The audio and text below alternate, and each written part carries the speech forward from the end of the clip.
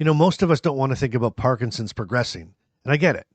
But what if I told you some of the things that make it worse are tiny little habits that we don't even notice? Nothing dramatic, just small things over time.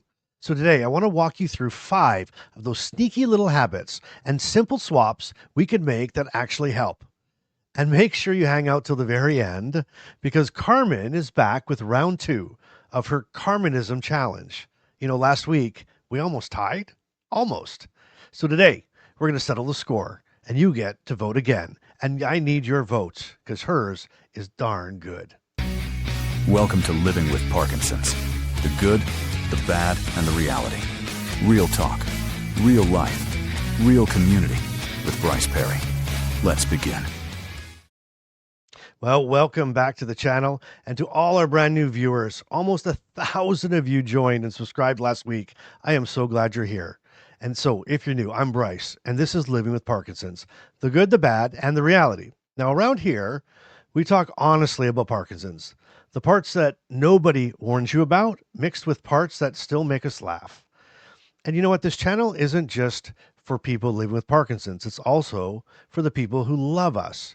Every episode, we include something called Carmen's Care Partner Corner, where my wife Carmen shares something directly to the caregivers walking alongside of us.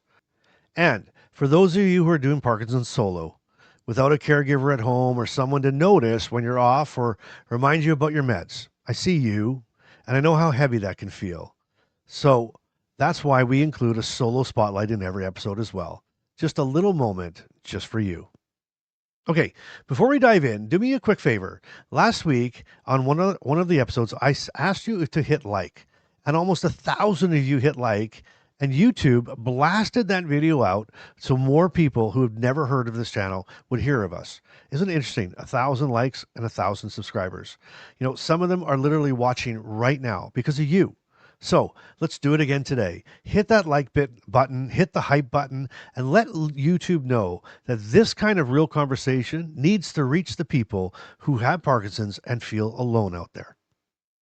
And I thank you for that. I really appreciate it. It's awesome.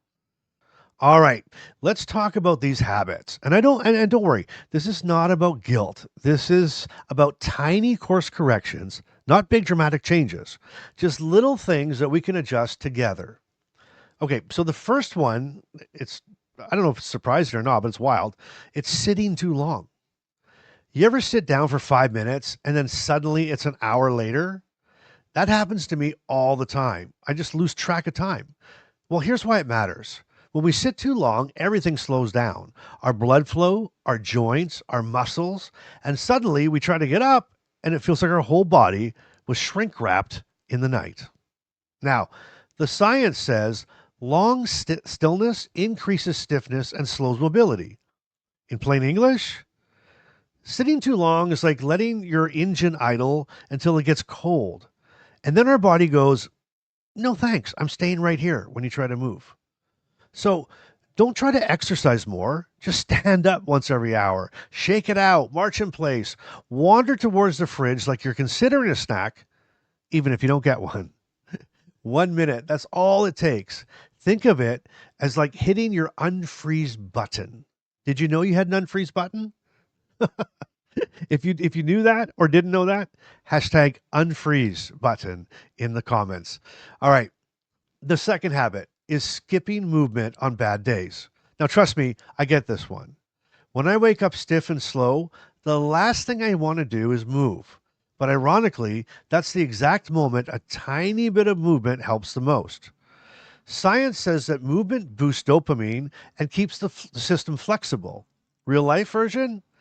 If everything feels tight and slow, moving a tiny bit makes it feel a tiny bit less tight and slow.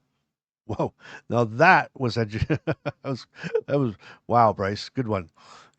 Some days my version of exercise is walking to the mailbox and saying to myself, okay, Olympic athlete, calm down. It still counts. Pick up the smallest movement you can do, even on the worst days, even just 3 minutes. A hallway walk, chair stretches, anything that keeps the engine from shutting down completely. Okay, habit number 3 is having a chaotic sleep schedule. Not the amount of sleep, the schedule. You see, Parkinson's and sleep, it's like raccoons trying to run a five-star restaurant. It's all over the place. But here's the trick, your wake up time matters more than your bedtime. Science says consistent wake up times stabilize your internal rhythm. Plain English, your brain behaves better when it knows what time you're getting up. Now, don't worry about going to bed at the right time because really there is no right time to go to bed. Just wake up consistently and let your brain adjust the rest. Now, isn't that interesting? Have you ever felt that way? Like, no matter what time you go to bed, you wake up at the same time every time? Right? When you were a teenager, that was like 3 o'clock in the afternoon. And now it's like 4:30, 5:30. I don't know. Seems to get earlier for me the older I get. Huh. Man, I wish sometimes I could be a teenager again. How about that in the comments? If you ever want to just go back and sleep all day like a teenager, put that in the comments. Just sleep all day like a teenager.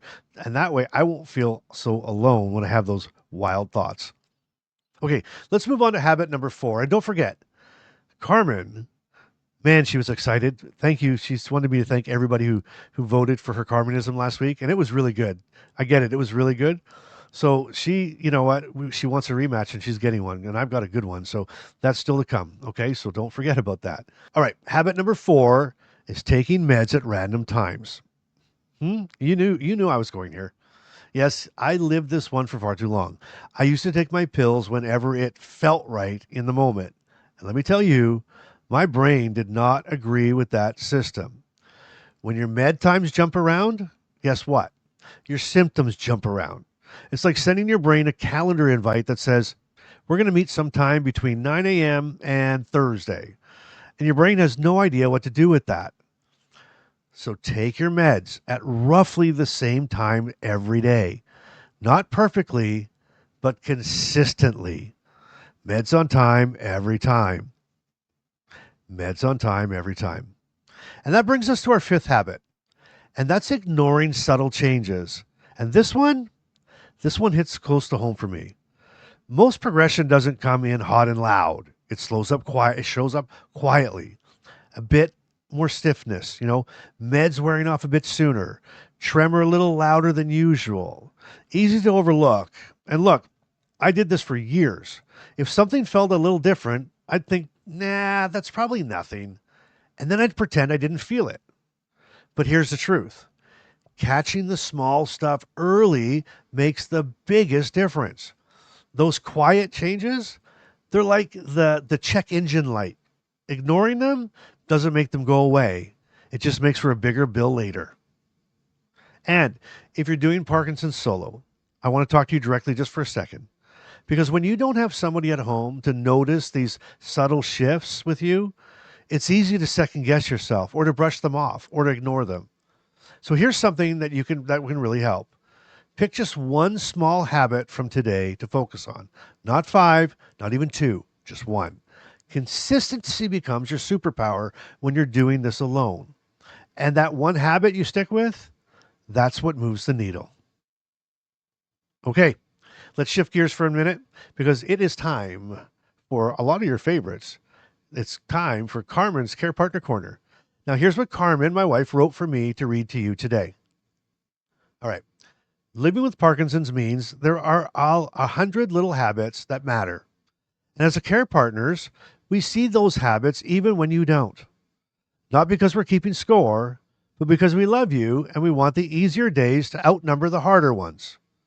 So if you're trying to change one habit this week, don't do it alone. Let us be a part of it. And if we gently remind you along the way, just know it's coming from a place of support, not supervision. Though I will admit, sometimes the supervision part is a tiny bit tempting. Okay, you made it this far. Are you ready? Here it is. This is the Carmenism, Bryceism Smackdown, round 2. So here, if you're ready, this is Carmenism that she submits for you today. With Parkinson's, small habits become big problems, which is why care partners nag with love. Trust me, if we didn't care this much, we'd let you do whatever you wanted, and we would just keep the fire extinguisher handy. That was good. That was good. Okay. All right. That was good. You know what to do? Vote in the comments who wins this round, Team Carmen or Team Bryce. How about that? Hashtag Team Carmen or hashtag Team Bryce. And that was really good. That was really good, Carmen. But I'm going to tell you, you better be ready for this because here is your Bryceism for today. With Parkinson's, the best way to fight progression is one small habit at a time. And if our habits fall apart tomorrow, it's fine. Parkinson's might be progressive, but so are we. Eventually. Well, there it is. It's best I could come up with. I think it was pretty good. I think Carmen's was good too. But you let us know, Team Bryce or Team Carmen, in the comments. And hey, listen, if you are still watching this and you haven't subscribed, come join the community. You're one of us. You're here. Let's keep going. And if you know somebody who might need to hear this message today, please share this video with anybody. Anybody. Our mission, okay, our mission is to let every single person that has Parkinson's in their life, whether they have Parkinson's or they love someone who does, that they don't have to do this journey alone ever again. I love you guys. Amazing things are happening. Thank you for joining this ride with me. Thank you for coming along with me and letting me be part of your life as well. And remember this, until next time, you know the drill. You keep showing up. You keep being real. And you keep doing life today. I'll see you on the next episode. Parkinson's may be part of your life, but it doesn't get to define it. Thanks for listening to Living with Parkinson's, the good, the bad, and the reality. If this episode moved you, helped you, or reminded you you're not alone, share it with someone who needs to hear it. Want to go deeper? The Inner Circle is waiting. Monthly Zoom calls, 24/7 community, and a direct line to Bryce. You'll find the link in the show notes. Until next time, keep showing up and keep doing life today.